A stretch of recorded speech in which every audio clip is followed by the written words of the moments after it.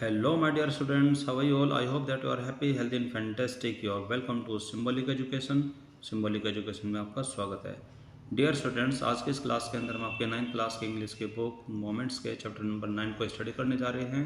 इसका मीनिंग समझने जा रहे हैं, जिसका नाम है द एक्सीडेंटल टूरिस्ट. यानी कि इसके अंदर जो लेखक है वह एक टूरिस्ट के रूप में, वह एक पर्यटक के रूप में है और ख़ुद को वो कहते हैं कि द एक्सीडेंटल टूरिस्ट, यानी कि एक ऐसा पर्यटक जिसके साथ कोई ना कोई छोटी मोटी घटनाएं होती रहती हैं. और ये सारी छोटी मोटी घटनाएं होने की वजह से लेखक को बड़ी हैरानी होती है और ख़ुद पर हंसी भी आती है. तो उस पूरे चैप्टर में क्या बताना चाहते हैं, तो आइए शुरू करते हैं. सबसे पहले ले लेते हैं इस चैप्टर की आउटलाइन को और देखते हैं इसके अंदर क्या लिखा हुआ है. तो इस चैप्टर के आउटलाइन के अंदर लिखा है कि दे से दैट, वे कहते हैं कि the world today is small place, आज संसार एक छोटा सा स्थान है. Because travel has become very easy, कि यात्रा करना बहुत आसान हो गया है. But not everybody finds it easy to travel, लेकिन हर एक के लिए यह आसान नहीं हुआ है. हर कोई व्यक्ति इसको आसान नहीं पाता है. हेयर, यहाँ पर the author reflects humorously his experience as a traveller. जो इसमें लेखक होता है जिसके साथ छोटी छोटी घटनाएं हो जाती हैं और जो कि खुद को एक्सीडेंटल टूरिस्ट कहते हैं, वे एक यात्री के रूप में अपने साथ हुए यात्रा में जो अनुभव होते हैं, जो एक्सपीरियंस होते हैं, उनको हास्यपूर्ण तरीके से प्रकट करते हैं. तो ये देखते हैं इस पूरे चैप्टर में कि लेखक के साथ एक यात्री के रूप में क्या क्या घटनाएं घटती हैं जिनको वह हास्यपूर्ण तरीके से प्रकट करते हैं. तो शुरू करते हैं. वेल डियर स्टूडेंट्स, आइए अब इस चैप्टर को स्टार्ट करते हैं और देखते हैं कि राइटर में क्या बताना चाहते हैं. तो सबसे पहले वो कहते हैं कि ऑफ ऑल द थिंग्स, वे सभी कार्य, आई am not very good at, जिनके अंदर मैं ज़्यादा अच्छा नहीं हूँ. Living in the real world, सचमुच के संसार में रहना, यानी कि रियल वर्ल्ड में रहना, is perhaps the most outstanding, शायद सबसे बड़ी बात है. यहाँ पर लेखक ये बताना चाहते हैं कि वे सभी कार्य जिनके अंदर वो अच्छे नहीं है, और वो साथ साथ ये कहते हैं कि सचमुच के संसार में रहना, यानी कि सच की दुनिया में रहना बहुत ही बड़ी बात है.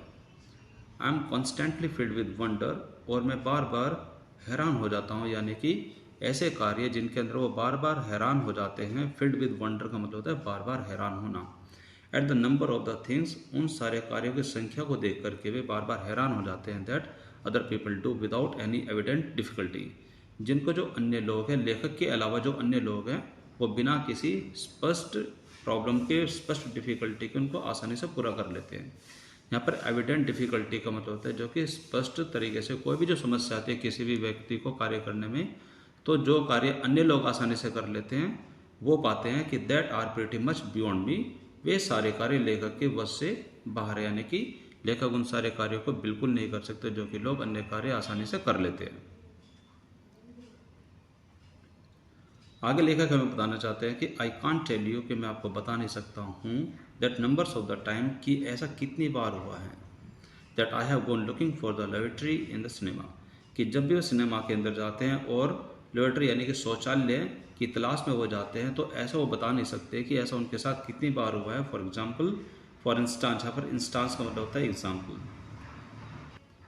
कि सिनेमा में वो शौचालय की तलाश में गए and ended up standing in alley, और अपने आप को गलियारे में अंत में सिर्फ खड़े हुए ही पाया on the wrong side of the self locking door, यानी कि उन दरवाज़ों की गलत साइड में ही अपने आप को खड़ा हुआ पाया जो कि दरवाजे खुद ही बंद हो जाते हैं. यानी कि लेखक अपने आप को एक ऐसा व्यक्ति बताना चाहते हैं कि वो हर काम में कहीं ना कहीं कमी छोड़ देते हैं. उनके बस की कोई भी कार्य करना नहीं है जो कार्य अन्य लोग बड़ी आसानी से कर लेते हैं.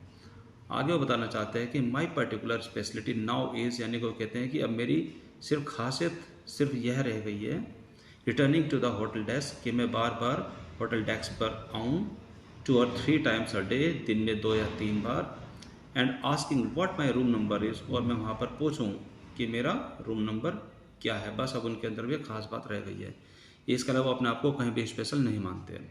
फिर कहते हैं कि I M in short easily confused, वो कहते हैं कि संक्षेप में अगर मैं अपने आप के बारे में बताता हूँ तो मैं बहुत ही जल्दी कन्फ्यूज़ हो जाने वाला व्यक्ति हूँ.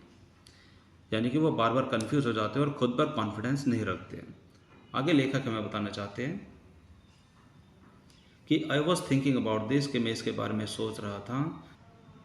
द लास्ट टाइम, कि पिछली बार, when we went in family on a big trip, कि जब हम पूरे परिवार के साथ, पूरा परिवार मिल करके किसी बड़ी ट्रिप पर गए, वो उस बात को याद करते हैं.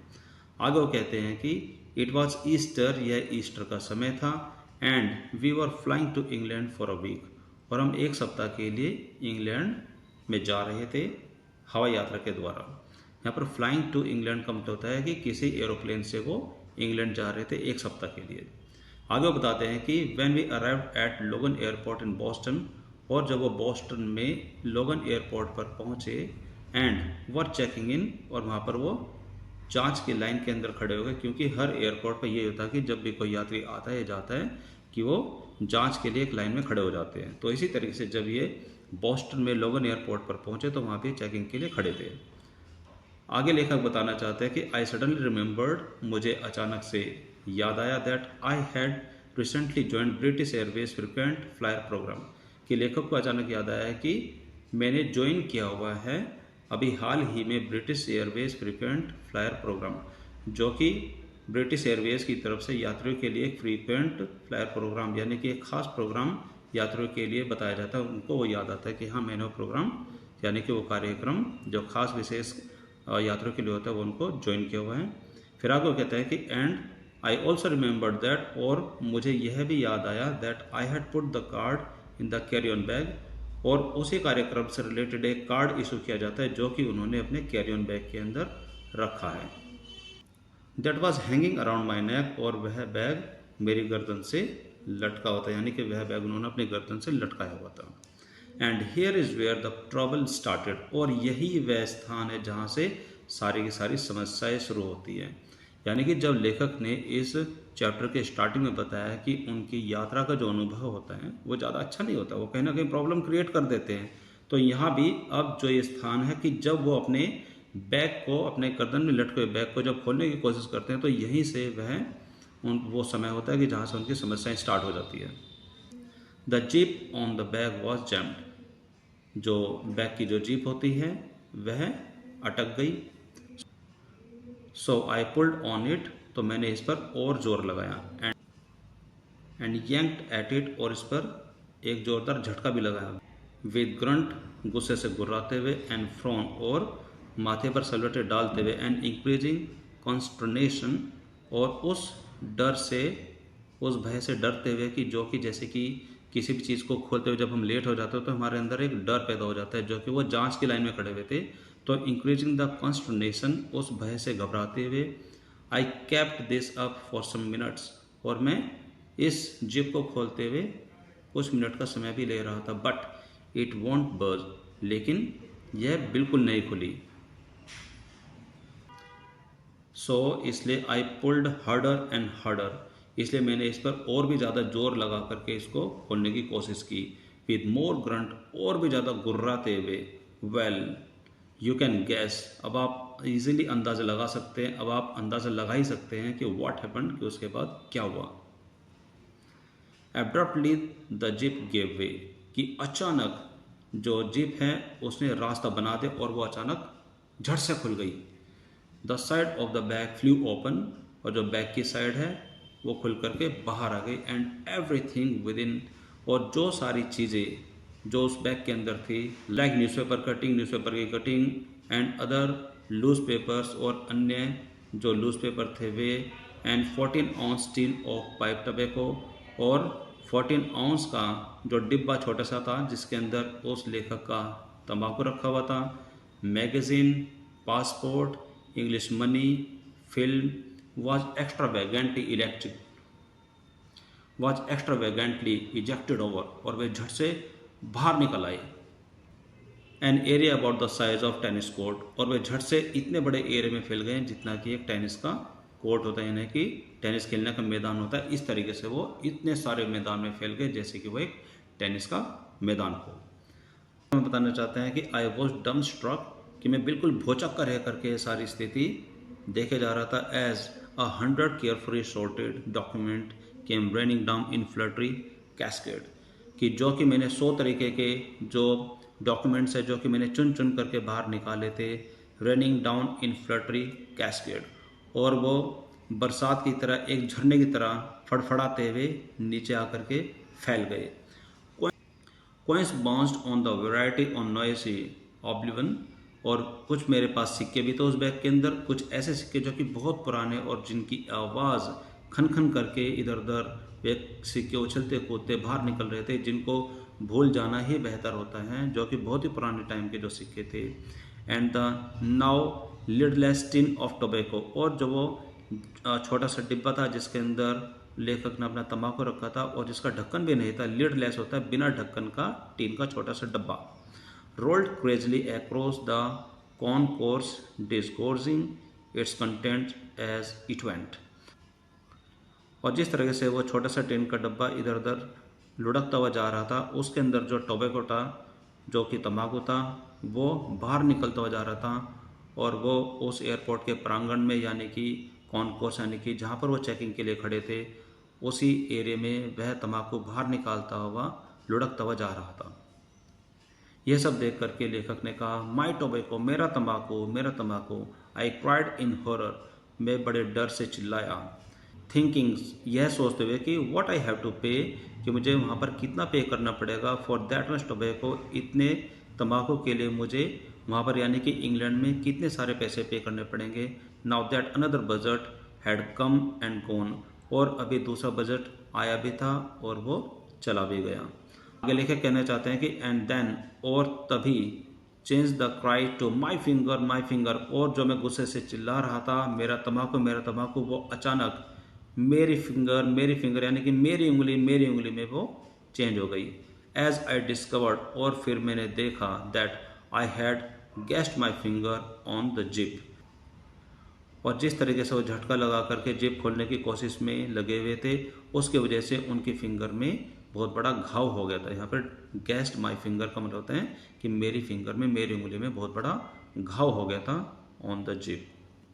And was shedding blood in a lavish manner, और उस घाव की वजह से उसमें बहुत ज़्यादा खून बह रहा था। आगे लेखक कहना चाहते हैं कि I am not very good around flowing, और मैं खून बहाने के विषय में भी ज़्यादा अच्छा नहीं हूँ जनरली। तो लेखक कहना चाहते हैं कि आमतौर पर मैं खून बहाने के विषय में भी ज़्यादा अच्छा नहीं हूँ, but when it is my own, लेकिन जब ये खून मेरा अपना हो, well I think hysterics are fully justified, तब मैं बहुत ही भयावह स्थिति के अंदर आ जाता हूँ और मुझे बहुत ही पागलपन सा छा जाता है। Confuse and unable to help, और ये सब देख करके मैं कन्फ्यूज हो गया, मैं घबरा गया, एंड अनेबल टू हेल्प, और मैं उस समय कुछ भी नहीं कर सका। My hair went into panic mode, यह सब देख करके मेरे रोंगटे खड़े हो गए। यहाँ पर hair went into panic mode, यहाँ पर पैनिक मोड का मतलब होता है घबराहट की स्थिति में जो उनके बाल थे वे खड़े हो गए, यानी कि वो कहना चाहते हैं कि ऐसी स्थिति को देख करके, जब मेरे उंगली से खून बह रहा था, तो ये देख करके मेरे रोंगटे खड़े हो गए, वो बहुत ज़्यादा घबरा गए। वॉज एट दिस पॉइंट, और उसके बाद यह वह समय था, that my wife looked at me, कि जब मेरी वाइफ ने मुझे देखा, with an expression of wonder, हैरानी भरे भाव से जब मेरी वाइफ ने मुझे देखा, नॉट एंगर और एग्जैक्ट्रेशन, ना कि किसी गुस्से से और ना कि किसी चिड़चिड़ाहट की दृष्टि से मुझे देखा, मेरी वाइफ ने मुझे हैरानी से देखा, but just simple wonder and sad, लेकिन थोड़ी हैरान होते हुए वह बोली, आई कांट बिलीव, मुझे विश्वास नहीं होता, you do this for living, कि तुम जीने के लिए ये सब करते हो, but I am afraid it is so, लेकिन मैं डरा हुआ था कि हाँ ऐसा ही है। I always have catastrophes when I travel, कि जब भी मैं यात्रा करता हूँ मुझे बहुत बड़ी समस्याएं आ जाती है, लेकिन कैसे, वो लेखक को नहीं पता। वंस ऑन एन एरोप्लेन, अब लेखक आगे बताते हैं कि एक बार की बात है, एरोप्लेन के अंदर की बात है। आई लीन ओवर टू टाई शूलेस, कि मैं अपने जूते के फीतों को बांधने के लिए नीचे झुका, जस्ट एट द मोमेंट, और तभी ठीक उसी समय,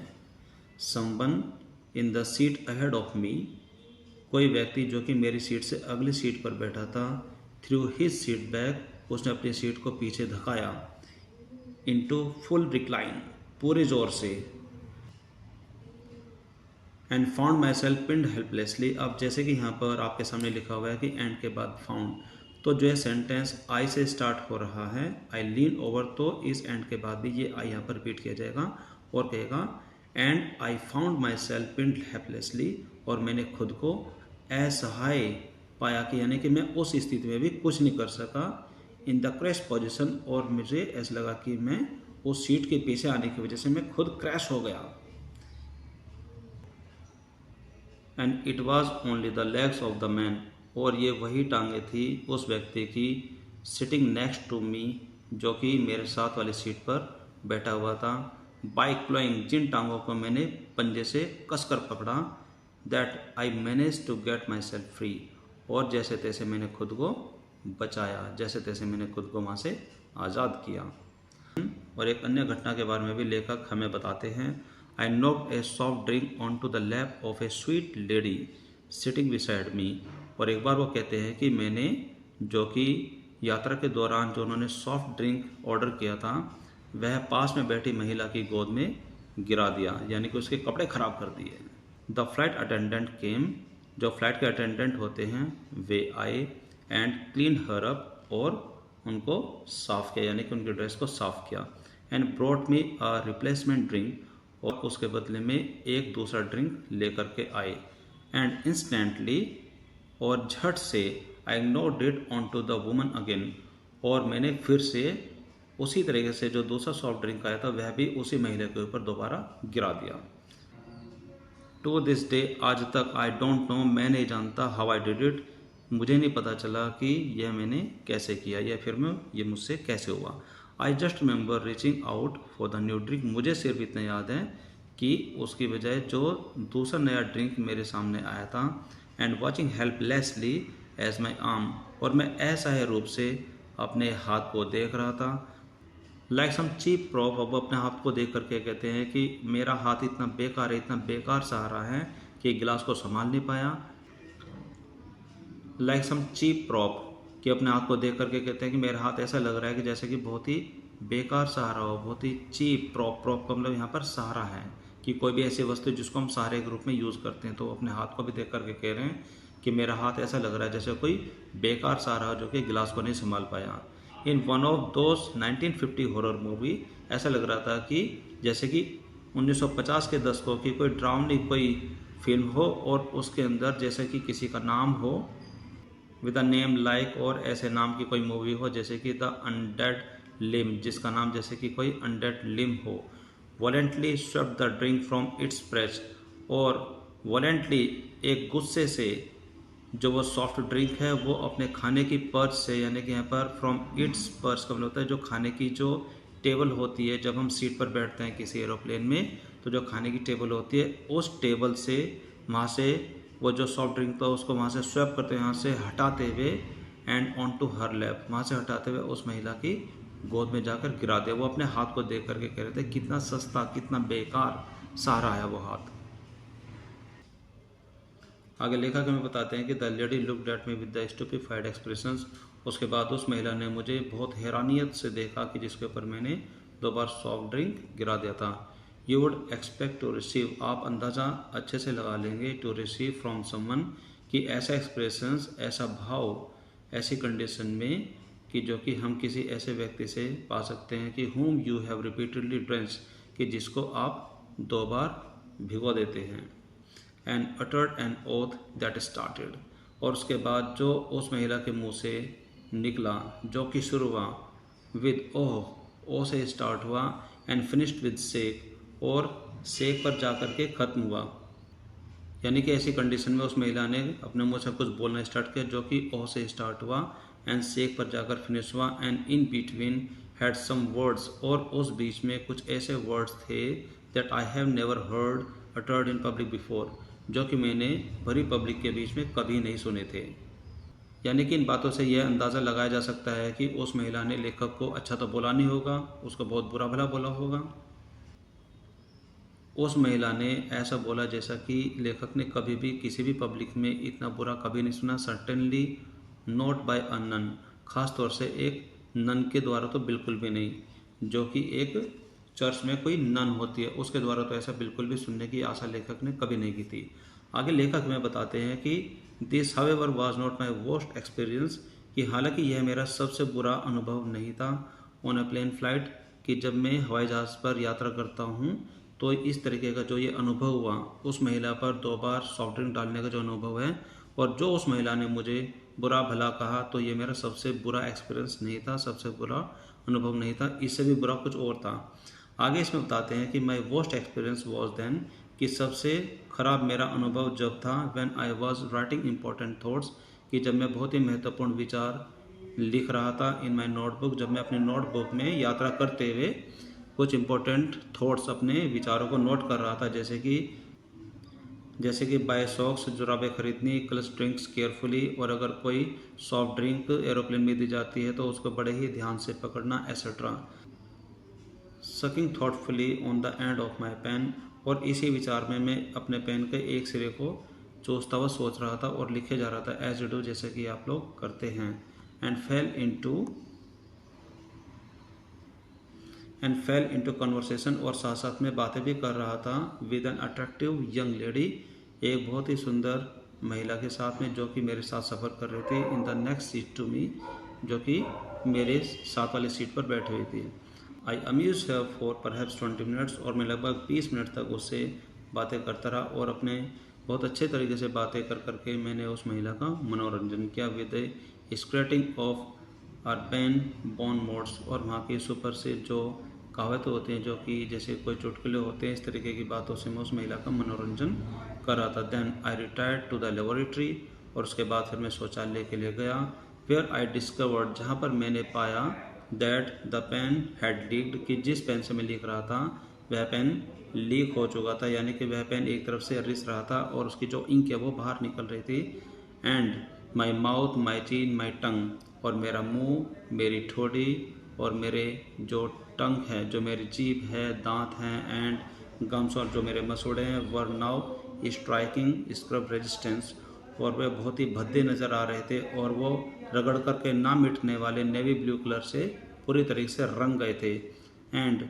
would remain so for several days, और इसी तरीके से वो कुछ दिनों तक उसी कलर में रहे।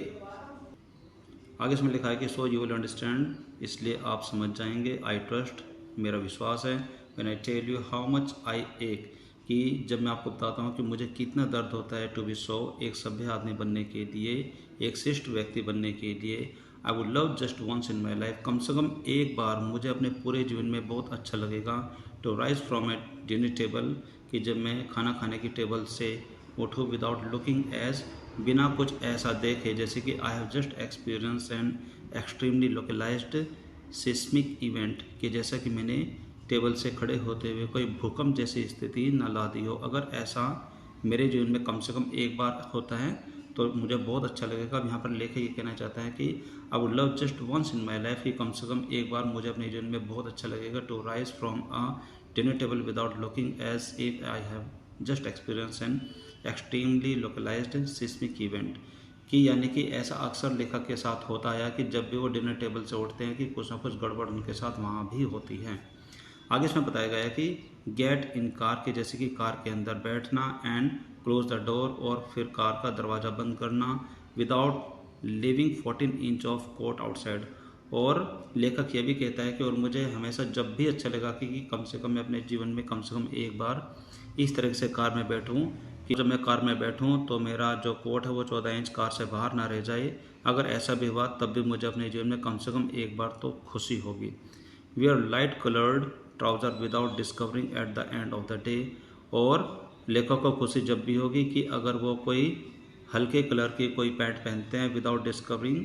Eight the end of the day, और दिन के अंत तक अगर उनको उस पैंट के ऊपर कुछ ऐसा दिखाई ना दे, that I have at various time, जैसा कि उनके साथ बहुत बार हुआ है, that various time sat on chewing gum, कि वो बहुत बार च्युइंगम पर बैठे हों, आइसक्रीम पर बैठे हों, एंड कफ सिरप पर बैठे हो, और खांसी की जो दवाई है, बिखरी कोई दवाई उसके ऊपर बैठे हो, एंड मोटर ऑयल, और मोटर वाले जो कि मैकेनिकल जो ऑयल होता है, जो तेल होता है जो कि मैकेनिक लोग यूज़ करते हैं, उस पर ना बैठा हो। तो अगर ऐसा लेखक के जीवन में होता है तो कम से कम वो एक बार बहुत अच्छा महसूस करेंगे, but it is not to be, लेकिन ऐसा होना ही नहीं है। लेखक को ऐसा लगता है कि ऐसा कभी होगा ही नहीं। में बताते हैं कि नाउ ऑन प्लेन्स, और अब हवाई जहाज़ की यात्रा करते हुए, when the food is delivered, और जब खाना यात्रियों को सर्व किया जाता है, जब खाना यात्रियों को दिया जाता है, माई वाइफ सेज, मेरी पत्नी कहती है, take the lead off the food for daddy, मेरी पत्नी बच्चों से कहती है कि खाने का डब्बा खोल दो डैडी के लिए, और put your food serve children, daddy is about to cut his meal, या फिर अपने सिर को फूड से ढक लो क्योंकि डैडी अपना मांस काटने जा रहे हैं। यानी कि अगर उसके अंदर जो खाने में अगर मांस का टुकड़ा सर्व किया जाता है और डैडी उस मांस के टुकड़े को काटने जा रहे हैं तो कहीं वो उछल करके इधर उधर ना चला जाए, तो उससे पहले मेरी पत्नी मेरे बच्चों को कहती है कि अपना मुंह ढक लो, क्योंकि डैडी अब अपना मांस का टुकड़ा जो खाने के लिए दिया गया है उसको काटने जा रहे हैं। ऑफ कोर्स, बेशक दिस इज़ ओनली व्हेन, बेशक ऐसा जब होता है कि when I M flying with my family, कि जब मैं अपने परिवार के साथ यात्रा करता हूँ तो ऐसा ज़्यादातर उसी अवस्था में होता है। When I am alone on my way, लेकिन जब मैं अकेला यात्रा करता हूँ, आई डोंट ईट, मैं कुछ भी नहीं खाता हूँ, ड्रिंक और लीन ओवर, और मैं बिल्कुल भी कुछ नहीं पीता हूँ, और ना ही नीचे झुकता हूँ, lean over to tie my shoelace, और मैं नीचे बिल्कुल नहीं झुकता हूँ अपने जूतों के फीते बांधने के लिए, and never put a pen anywhere near my mouth, और पेन तो मैं अपने मुंह के आसपास बिल्कुल भी लेकर नहीं आता, and I just sit very very quietly, और मैं बिल्कुल चुपचाप बैठता हूँ, मैं बिल्कुल कोई भी हरकत नहीं करता हूँ। Sometimes on my hands to keep them, और कभी कभी मैं अपने हाथों को रखता हूँ फ्रॉम फ्लाइंग, कि मैं अपने हाथों को भी कंट्रोल रखता हूँ कि वो हवा में इधर उधर न फैले, out unexpectedly and causing liquid mischief, और जिस तरीके से उस महिला के ऊपर जो मैंने कोल्ड ड्रिंक गिरा दी थी, कि मेरे हाथों को भी मैं हमेशा कंट्रोल रखता हूँ, मैं अपने हाथों को भी इधर उधर नहीं फैलाता कि कहीं कोई सॉफ्ट ड्रिंक वाला कोई मिस्चीफ, कोई ऐसी हरकत ना हो जाए जिससे कि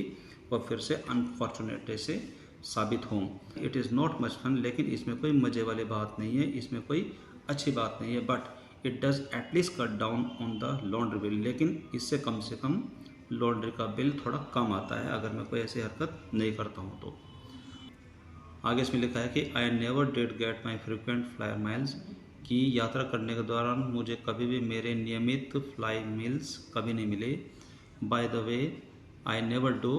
वैसे कभी मैंने उनको किया ही नहीं, मुझे भी मिले ही नहीं।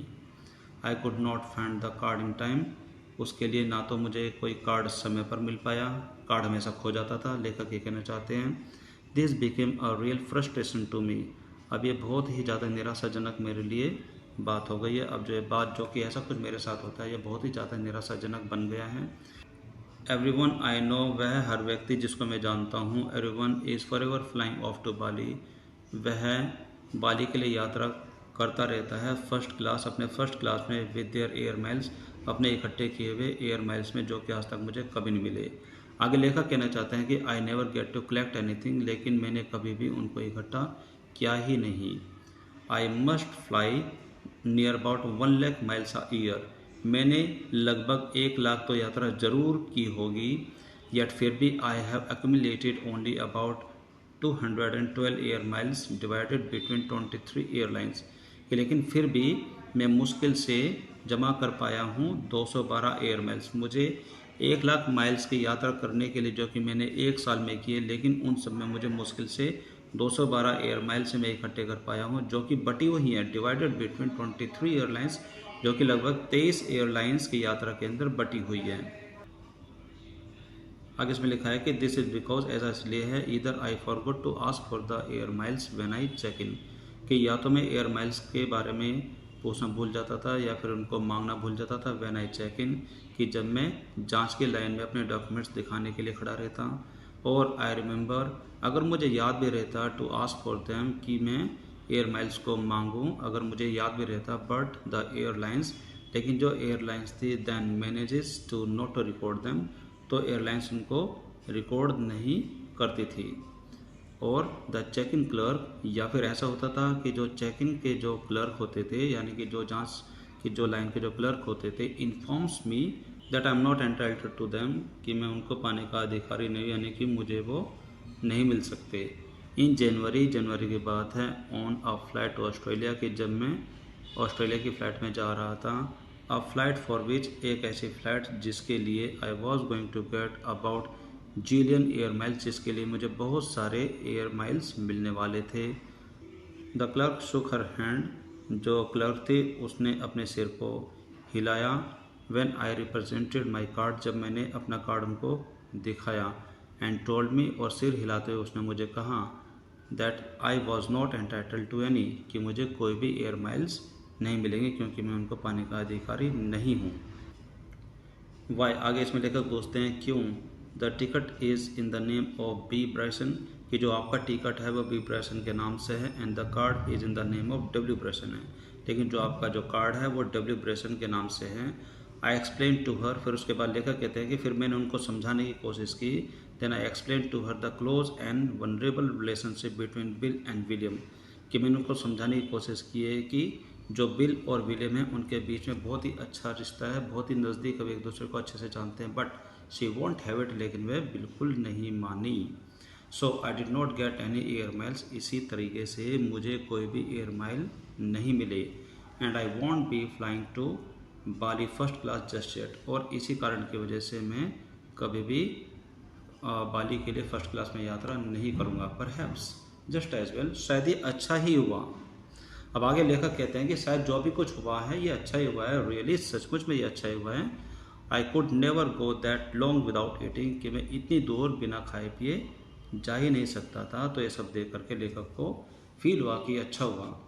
जो भी हुआ अच्छा ही हुआ कि उसको एयर माइल्स नहीं मिले और वो इतनी दूर नहीं जा पाए, कि अगर वो बीच में कुछ खाते तो उनके हाथों कुछ ना कुछ गड़बड़ हो जाती और फिर से उनकी यात्रा में बहुत ही बुरा अनुभव उनका होता।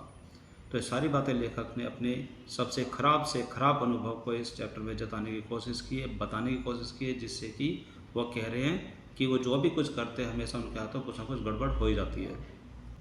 Well my dear students, I hope that आपको चैप्टर पसंद आया होगा और आपने एक एक सेंटेंस को समझने की कोशिश की होगी और साथ साथ अपने इंग्लिश को इम्प्रूव करने की कोशिश की होगी। आज की क्लास में सिर्फ इतना है। This is all for now for today's class. अब हम मिलेंगे हमारी अगली क्लास में with a new point, with a new chapter. Till then take care, bye bye, have a nice day.